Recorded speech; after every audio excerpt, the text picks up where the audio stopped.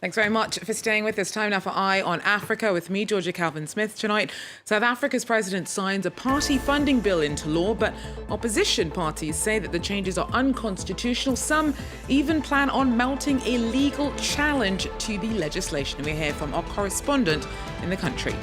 Also, the devastating floods that have cost hundreds of lives in Kenya have given rise to a new threat. The WHO warns the country's seen a rise in cases of cholera.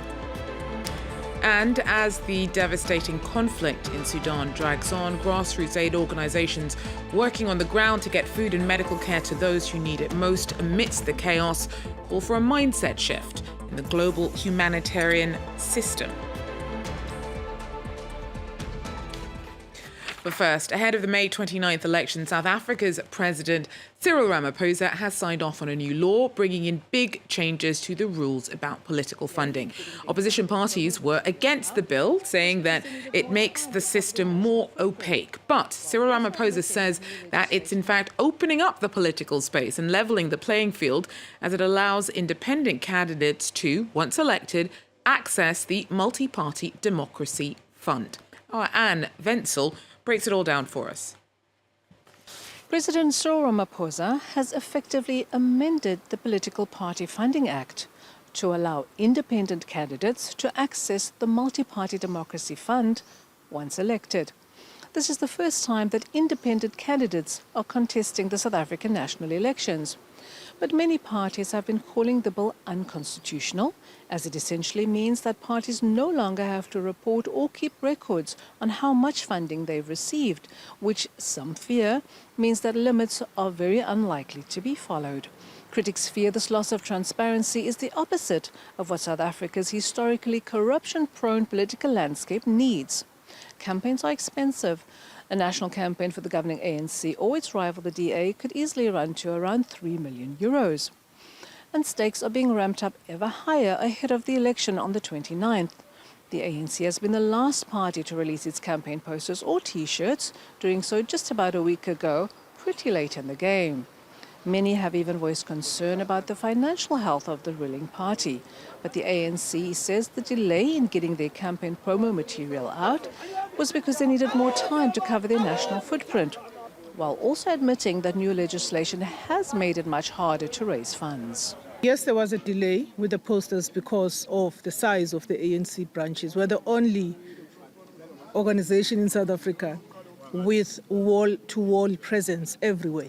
You know, the crunch in the economy is such of a nature that we have to budget a bit more prudently than before. And also, the limitations of the Party Funding Act requires that we generate income from within and that we rely on those that are prescribed in the legislation. Unlike before, where we could receive, 100 million rands from a benefactor, for example, in Scandinavia, our historic friends. I'm just using that as an example.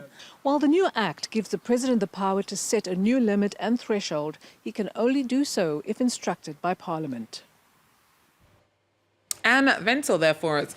Now, around 40 construction workers are still missing in South Africa, buried beneath the rubble of a building that collapsed in the coastal city of George on Monday. 7 workers have been confirmed dead, and 16 of the 29 rescued from the apartment complex are in critical condition. Hundreds of rescue workers are still trying to find survivors. Meanwhile, relatives of those yet to be found anxiously wait for news. I have a pain too much. Every night I can't sleep. Since Monday, I was here on the site. We try to remove our relatives, our brothers and sisters. Yeah, but some of them we getting life, some of them is pass away. This has been tragic. This should never have happened. There's something seriously wrong with building. You can't blame the municipality. You can't blame the government. You've got to blame the people who are responsible for this construction. After an almost 2-month standoff, doctors working in Kenya's public hospitals have signed a deal with the government and agreed to return to work. The strike was over paying conditions and left patients in limbo as medical staff stayed off work. On Tuesday, a Labour court issued an order that the two sides settle on a deal within 48 hours And the subsequent agreement signed on Wednesday will come as a relief to the millions of Kenyans caught up in the crippling industrial action. Meanwhile, the UN's warned that weeks of flooding in Kenya had led to a spike in cases of cholera. At least 250 people have died since heavy rains began lashing East Africa in March. But on top of those who've lost their lives in flood-related disasters, at least 44 cases of cholera have been recently reported. Our Olivia Bizu tells us more. 44 cases of cholera have been identified in the Tana River County in the eastern part of Kenya.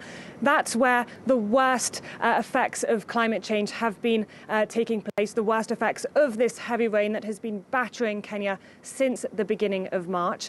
Now, on Tuesday, Kenya's health secretary said that if nothing is done to prevent the spread of cholera, then it could become a national disaster. She also warned that it's not just the spread of cholera that is concerning, but that other diseases could also spread as well, including malaria, for example, or asthma. That's because of these floods.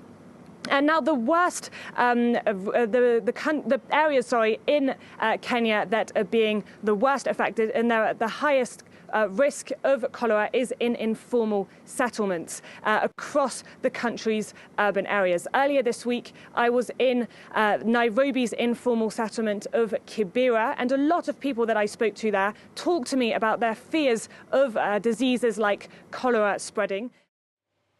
Now, in Sudan, over a year of battling between rival generals is feeding one of the world's worst humanitarian disasters. Over 8 million people have been displaced since the army and the RSF paramilitary forces began their power struggle. Tens of thousands of people have been killed. Millions are on the brink of famine. Now, just last month, France hosted a conference to boost international aid donations as only 5%, a fraction of the UN's 3.8 billion euro target had at that point been delivered. But some local aid groups operating on the ground in Sudan struggle to access even the little such funding available. And they're saying that there is an urgent need for change in the mindset behind the global humanitarian system. So for more on this, I'm now joined by Dr. Maha Suleiman from the Sudanese American Physicians Association.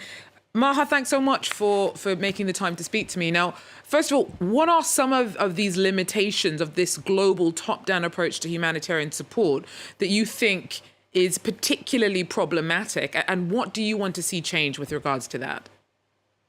Thank you so much for having me. I mean, obviously, we want to see all these millions promised be carried through and the actual funding is delivered. But I also feel like, I think recognizing Sudanese and local organizations as partners for effective aid delivery is critical at this time. I know this has been talked about by the international organizations for a long time now. However, in reality, we as Sudanese grassroots organization, we have not seen it. We are the ones who are deeply interrelated with the communities affected by the war. I'm talking about neighborhoods we lived in and friends we grew up with and our own families left behind. We have a deep understanding of the social and the cultural aspects of these communities, but we have not seen a real commitment for partnership, unfortunately. So I feel like if we want to talk about effective aid delivery, not only in the immediate relief efforts, but more sustainable interventions like empowering local leaders and building those community resiliences, I feel like entrusting local organizations like SAPA and Hadreen and others with direct funding is a must. So just break it down for us. Why are organizations like the Sudanese American Physician Association not getting the kind of money that we see talked about at these kind of big international donation drives as we saw here in France? There is partnership with the UN organizations in some projects, but there is no direct funding. I think historically the argument was that local partners, there's concerns about impartiality and accountability of the local partners, which I believe does not stand as a strong argument because, for instance, the Sudanese American Physician Association, SAPA, just got the Candid Platinum Transparency Award, which automatically ranked this organization in the top 0.1% for, in terms of transparency and accountability. And we have bridging huge gaps, especially in the healthcare sector, since the war has started, and we're still present in Sudan on the ground and working.